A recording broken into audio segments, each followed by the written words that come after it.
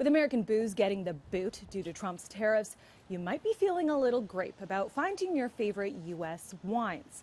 But fear not, we're about to meet a sommelier who will uncork some great alternatives that will hit the same notes as those wines found south of the border.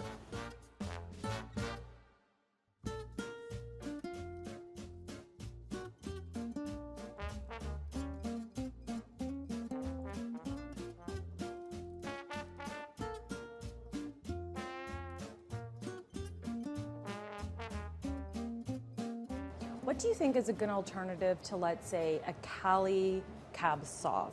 We in fact have a Cab Sauv from Niagara itself. So Stratus, probably one of my favorite wineries.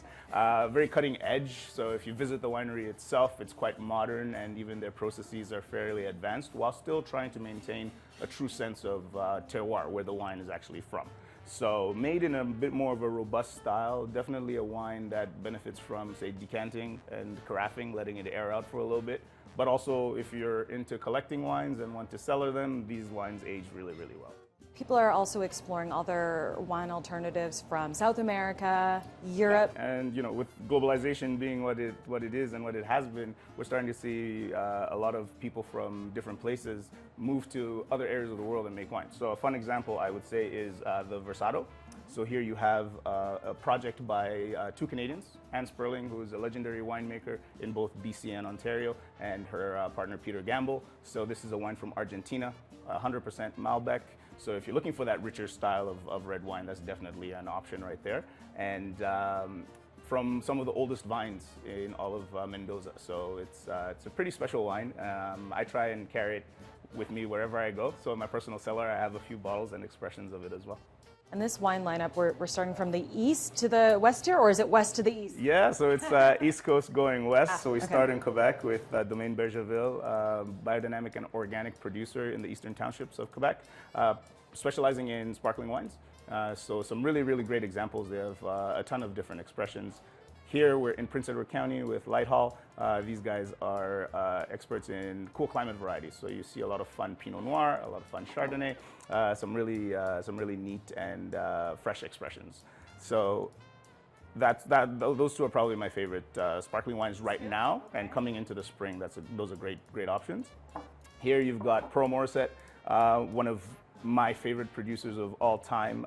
Francois is an amazing winemaker based in Niagara, and making a really unique natural wines, but with stability. So natural wine shouldn't be a four-letter word and be a scary thing for people. These are some really fun wines if you do come across them. Class and Chase, once again, Prince Edward County.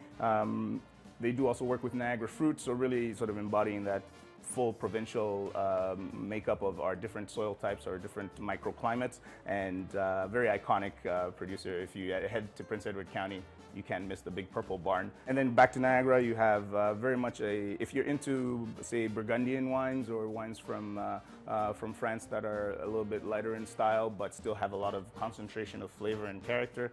And then, of course, can't leave out British Columbia. We're with Ursa Major, once again, a minimal interventionalist winemaker, really focusing on the climate and the soils and the grape varieties that are producing. So this one's a Gamay, so drinks very fresh, quite fruity as well. Fun wine to chill ever so slightly and then let it warm up as you're enjoying a meal. So a really diverse wine in that sense. We can't forget about the really classic wines of Europe. So here, one of my favorites, you have Viña Tondonia. This is Lopez de Heredia in Rioja, Spain. And they make some really rich examples of Tempranillo. So if you really enjoy those fun, big, bold reds, but with a little bit of age, they are notorious for hanging on to the wines at the vineyard and releasing them after a prolonged period of aging at the winery.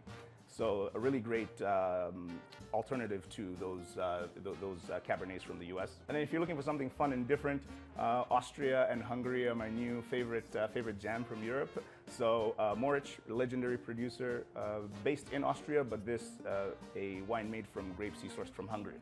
So really fresh, it's Riesling, and we all know Riesling, not always sweet, I want to say that. Can make some really fun dry wines, but blended with an indigenous Hungarian variety known as Furman. So there are options out there for sure. And I don't want to equate it to beer, but you know, not everybody loves beer when they first try it. It's sort of a learned experience, and you find one that you particularly enjoy, and you take it from there. So similar idea with wine, with whiskey. I think if you are open to trying new and different things, it can really take you to some fun places that you may not have otherwise thought.